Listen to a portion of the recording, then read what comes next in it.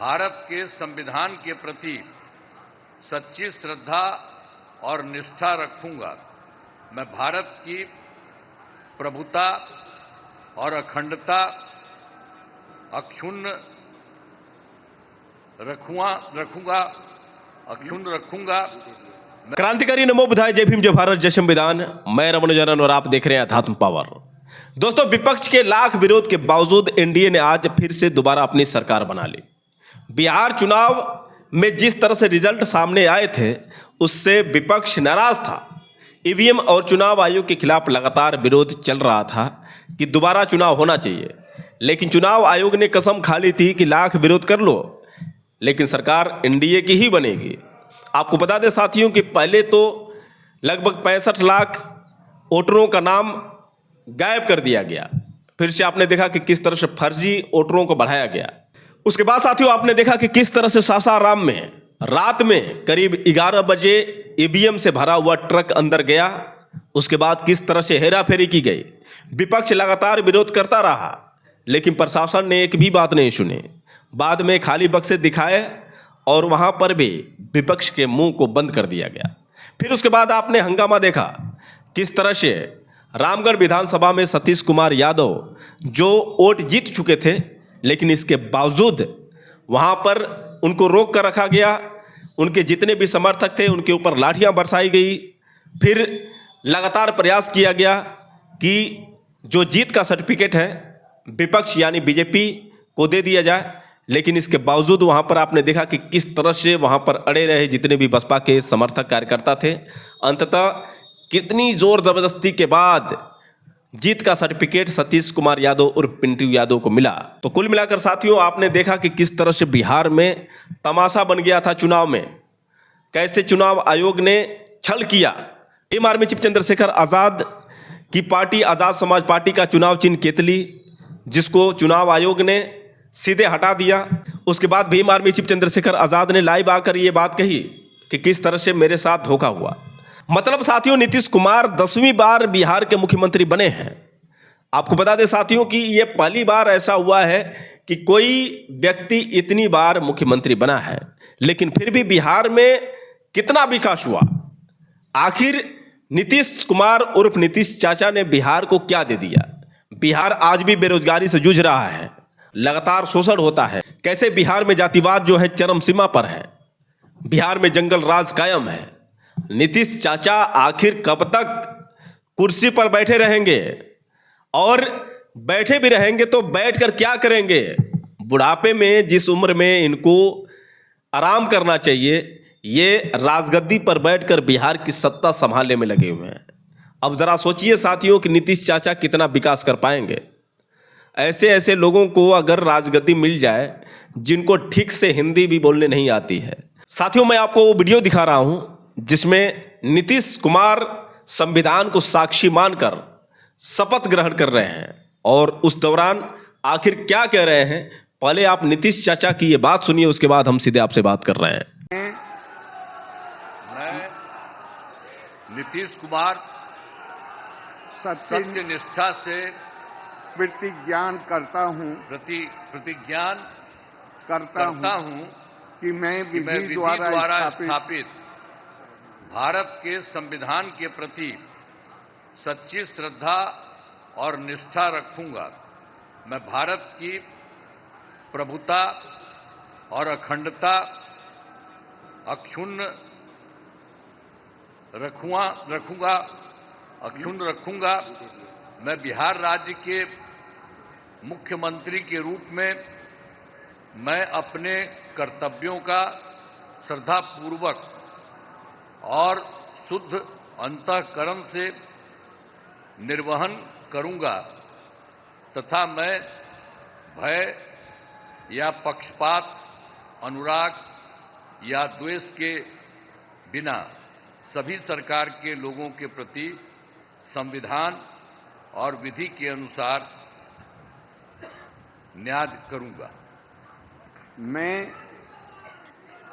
मैं नीतीश कुमार सत्यनिष्ठा से प्रतिज्ञान करता हूं कि जो विषय बिहार राज्य के मुख्यमंत्री के रूप में मेरे विचार के लिए लाया जाएगा अथवा मुझे ज्ञात होगा, उसे किसी व्यक्ति या व्यक्तियों को तब से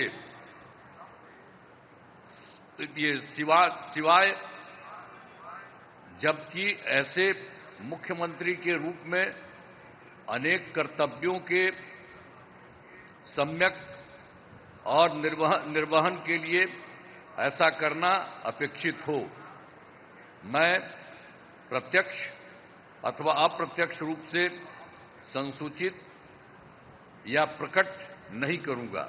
धन्यवाद। धन्यवाद। बधाई।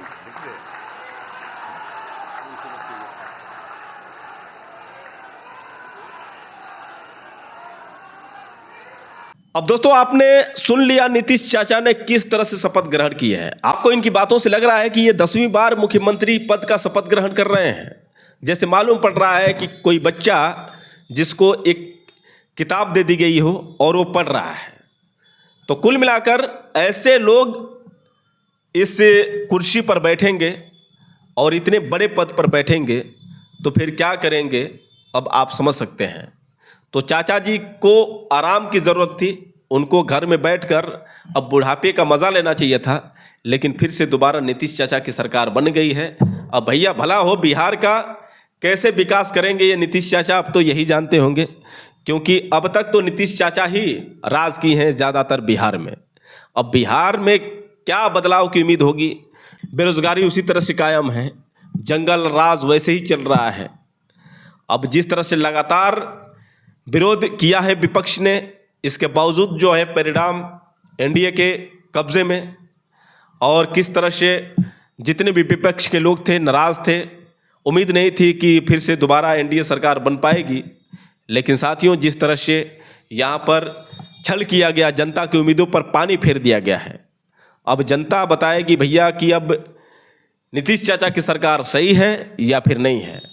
चलिए मैं साथियों पहले आपको दिखाना चाहूँगा कि जितने भी मुख्यमंत्री जो विभिन्न प्रदेशों से मुख्यमंत्री वहाँ पर पहुँचे, जैसे मुख्यमंत्री उत्तर प्रदेश के योगी आदित्यनाथ पहुँचे, मध्य प्रदेश के जो मोहन यादव पहुँचे, कई और प्रदेश से जो है मुख्यमंत्री जैसे दिल्ली से रेखा, और साथ ही साथ उत्तराखंड के मुख्यमंत्री पुष्कर धामी।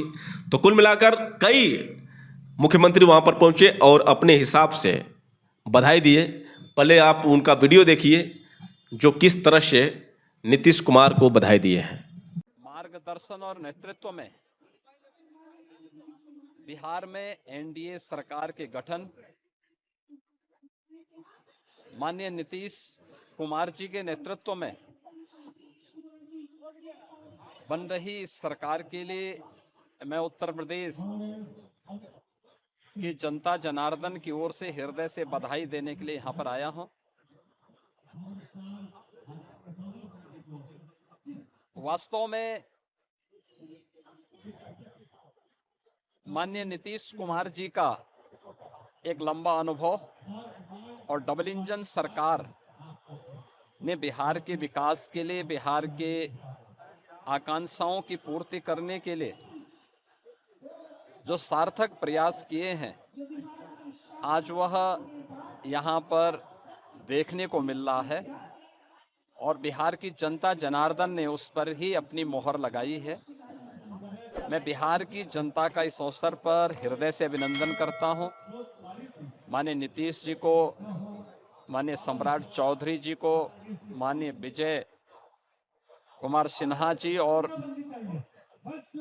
जो नई कैबिनेट बनने जा रही है, इन सभी के प्रति उत्तर प्रदेश वासियों की ओर से हृदय से बधाई और मंगल में शुभकामनाएं व्यक्त करता हूं। देखिए, ये जीत जनता के विश्वास की जीत है, सरकार के प्रयास की जीत है और बिहार के विकास की जीत है।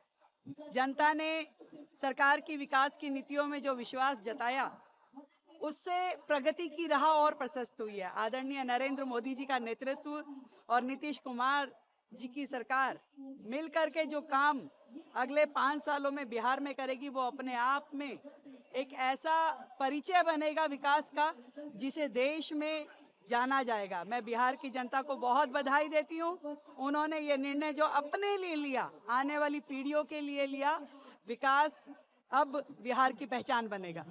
मेरी अपनी ओर से हमारे एनडीए के सीएम के लिए कैंडिडेट और अब नए ढंग से बिहार के विकास का संकल्प लेने वाले वरिष्ठ नेता माननीय नीतीश कुमार जी को बधाई देता हूं। बिहार एक बार फिर सुशासन के साथ विकास के रास्ते पे माननीय मोदी जी की सरकार में मोदी जी के आशीर्वाद से बढ़ेगा। एनडीए के सभी घटक दलों को, सभी मित्रों को भी बधाई, और खासकर सुशासन और विकास के माध्यम से बिहार बहुत आगे जाएगा। मेरी शुभकामनाएं। Nitish Kumar is the Chief Minister now. He is having very good experience. Now even Bihar will develop like anything in future. This is India's century. In that direction, Bihar is going to play a very crucial role overall development of the nation. We are very happy. Even recent times you are seeing the trend. All elections, NDA is sweeping. It will continue. It gives so much of stability and also progress for the nation. We are very happy to witness this. We are proud of our Honorable Prime Minister and also Nitish, both of them. I wish all the best for the people of Bihar. They have done extraordinary work. They voted for this combination. It will go a long way in the history of India. सरकारें बन रही हैं, वो सुशासन स्थापित कर रही हैं, विकास स्थापित कर रही हैं, पारदर्शिता के मानकों पर चलते हुए नित नए नए आयामों को स्थापित करने का काम एनडीए गठबंधन और डबल इंजन की सरकारें कर रही हैं। बिहार में क्योंकि जिस अपेक्षा से, आशा से बिहार की जनता ने यहाँ पर प्रचंड बहुमत की सरकार बनाई है, उसी प्रचंड गति से बिहार का विकास भी आगे बढ़ेगा। मैं सभी को, बिहार वासियों को भी सबको बहुत बधाई देता हूँ। अब साथियों, आपको बता दें कि प्रधानमंत्री नरेंद्र मोदी जब नीतीश कुमार के शपथ ग्रहण के दौरान पहुंचे तो किस तरह से वहां पर जितनी भी पब्लिक थी उसके सामने गमछा लहराकर अभिवादन स्वीकार किए। आप देख सकते हैं तस्वीरों के माध्यम से किस तरह से प्रधानमंत्री मोदी गमछे हिला हिलाकर कैसे अभिवादन स्वीकार कर रहे हैं जनता का।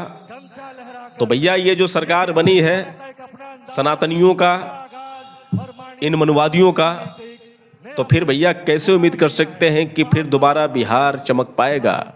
बिहार में रोजगार मिलेंगे, बिहार में महिलाएं सुरक्षित रहेंगी, बिहार में शिक्षा का लेवल बढ़ेगा, बेरोजगारी खत्म हो जाएगी, पलायन रुक जाएगा। और साथियों ये जो बात है, जैसे नेहा सिंह राठौर ने एक वीडियो बनाया और उस वीडियो में किस तरह से बिहार के लोगों को सबक सिखाया। उन्होंने कहा कि कैसे यहाँ पर पब्लिक जो है 10,000 में उलझ जाती है। भाई 10,000 छोटी रकम तो है नहीं, 10,000 से पूरी ज़िंदगी चल जाएगी। अब इनको पलायन रोकने की जो बात करेगा, जो शिक्षा की बात करेगा, जो रोज़गार की बात करेगा, उनको भैया ये बिहारी हरा कर भेज देंगे। इनको 5 किलो राशन की ज़रूरत है और 10,000 रुपये की ज़रूरत है। और यही जो चीज़ है कहीं ना कहीं बिहार की जनता पर असर डाल पाई और यही वजह है कि एनडीए ने फिर से दोबारा सरकार बना ली। अब साथियों आपको दिखाते हैं कि भोजपुरी के पावर स्टार कहे जाने वाले पवन सिंह और मनोज तिवारी कैसे पब्लिक के बीच में गमछा लहरा रहे हैं। देख सकते हैं साथियों कि किस तरह से मनोज तिवारी व पवन सिंह गमछा लहरा रहे हैं, गमछा लहराकर अभिवादन कर रहे हैं और कितनी खुशी झलक रही है, क्योंकि खेसारी लाल यादव को जो हार मिली है उस चीज़ की भी खुशी जो है कहीं ना कहीं पवन सिंह व मनोज तिवारी के चेहरे पर झलक रही है। आप देख सकते हैं साथियों कैसे गमछे लहरा रहे हैं दोनों, और वाह, जैसे मालूम पड़ रहा है कि पूरी जिम्मेदारी इन्हीं के हाथ में सौंप गई है। तो कुल मिलाकर भैया ये नाचने गाने वाले लोगों को विधायक बना देंगे आप, इनको आप सांसद बना देंगे, तो इनको फिल्म से भैया गानों से फुर्सत मिलेगी तब तो आपके बारे में सोचेंगे। लेकिन जितने भरे हैं सब के सब नाचने गाने वालों की भंडार है बीजेपी में। फिल्म से लेकर जितने भी भोजपुरी के सिंगर हैं सब के सब जो हैं बीजेपी में भरे हैं अब जरा सोचिए कि ये विकास क्या करेंगे, क्या ये आपके दर्द को समझेंगे? तो कुल मिलाकर भैया, जब आप ऐसे लोगों को संसद में पहुंचाएंगे तो फिर आप क्या उम्मीद कर सकते हैं? वैसे बात कड़वी है, लेकिन हकीकत यही है। वैसे दोस्तों, आप लोग की क्या राय है, आप लोग कमेंट करके बताएं, और हो सके तो इस वीडियो को ज़्यादा से ज़्यादा शेयर करें। फिर मिलेंगे अगले वीडियो के साथ, तब तक के लिए क्रांतिकारी नमो बुधाय, जय भीम।